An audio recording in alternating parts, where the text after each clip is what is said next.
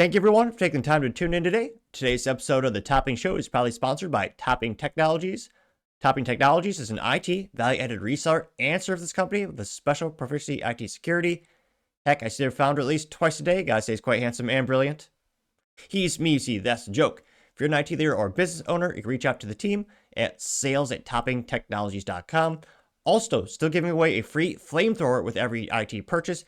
And yes, it does come with a fun Picatinny rail adapter, so you can mount it to any standard AR-15, like all awesome accessories can be. Go to toppingtechnologies.com and click the flamethrower button to learn more, or click the URL in the video description below.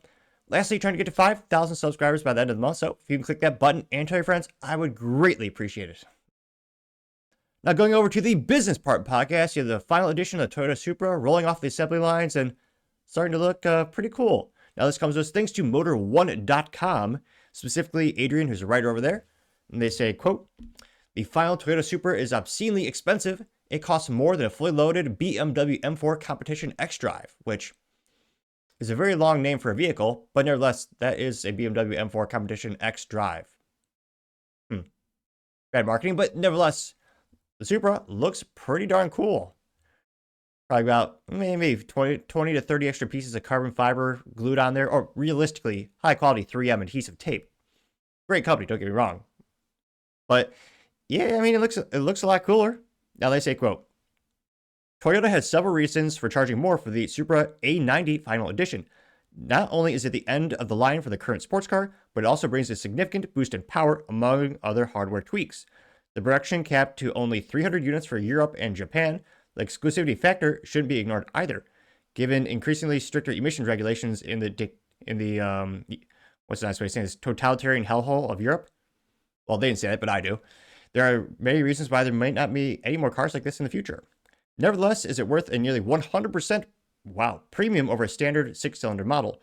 Pricing for the Supra's swan song out of Germany, where the customers must fork out 142,800, well, they're euros. Such a childish thing, euros. Nevertheless, 142,800 euros.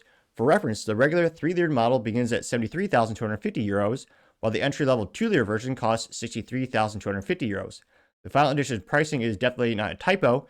Heck, the car is even more expensive in France at 144,000 euros. Jesus Louise. French buyers must win the right to buy the vehicle by entering a lottery, which, I mean, when I think of the needs of a French buyer, they would probably need a very quick vehicle, but they only need it to go into one direction, reverse off the battlefield. Haha, political pun, as well as military. It's a joke. They're military and what I just said. But I'm sure they'll be good next year. They'll be strong and brave someday.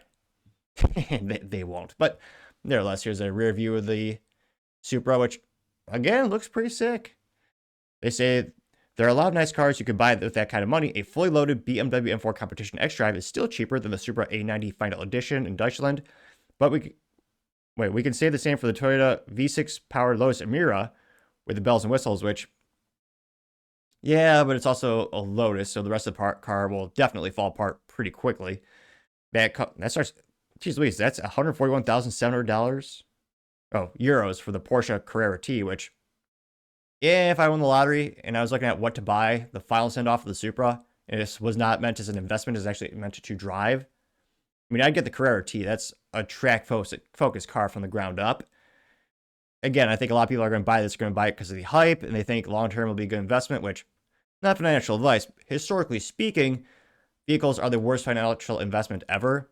The only real ones that have ever gone up in value, realistically, with the outlier of COVID, well, you have the Ferrari GTO, the Pontiac GTO.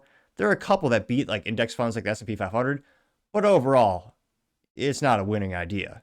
And you also have to worry about the storage, the maintenance, because even if you're not driving it, you have to make sure all the fluids are still working, all the seals aren't cracking, you have to have insurance on it.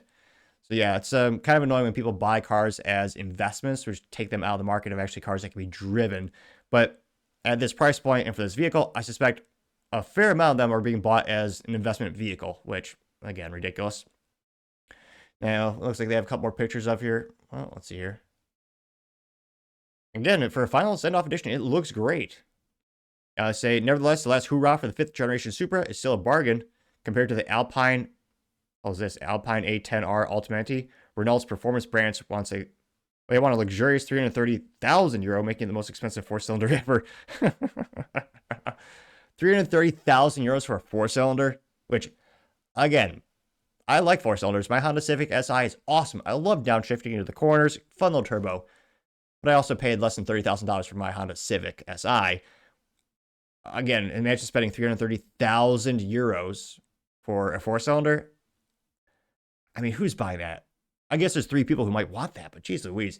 They say, as a refresher, the Supra A90 Final Edition doesn't get its BMW Superior S58 engine. It utilizes an upgraded B58, now making 429 horsepower instead of 482. Torque rises from 369 foot-pounds to 420 foot-pounds.